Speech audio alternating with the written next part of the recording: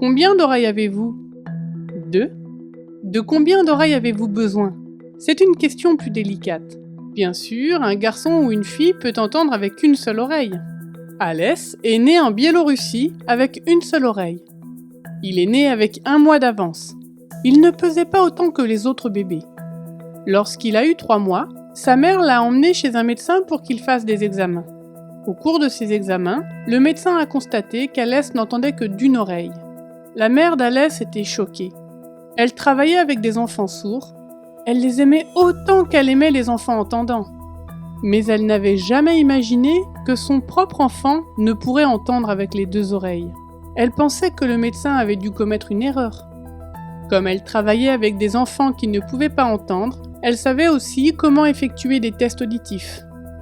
Elle a donc fait passer un test auditif au petit Alès. Les tests ont montré qu'Alès ne pouvait vraiment pas entendre des 2 oreilles. Mais la mère d'Alès ne voulait toujours pas y croire. Elle l'a emmené dans un hôpital spécialisé pour les enfants souffrant de troubles de l'audition.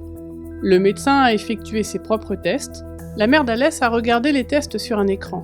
Elle a vu l'intérieur des oreilles d'Alès. Une oreille semblait normale, mais l'autre ne l'était pas. Voyant que rien ne pouvait être fait pour l'aider, elle se mit à pleurer. Le médecin, lui, ne veut pas voir ses larmes.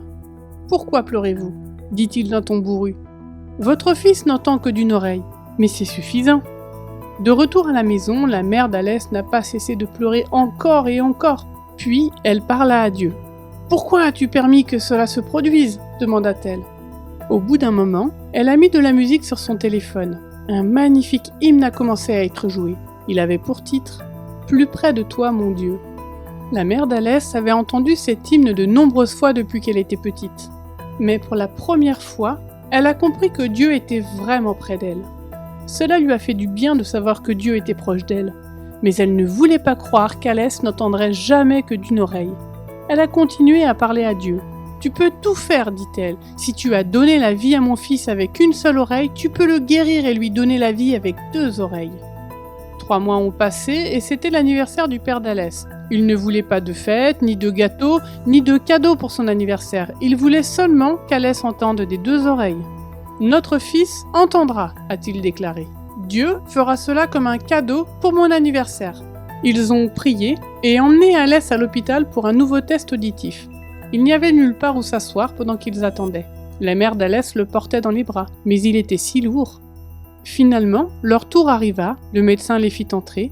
Lorsqu'il eut terminé les tests auditifs d'Alès, il a dit « Votre fils entend parfaitement bien des 2 oreilles. » La mère d'Alès n'en croyait pas ses oreilles.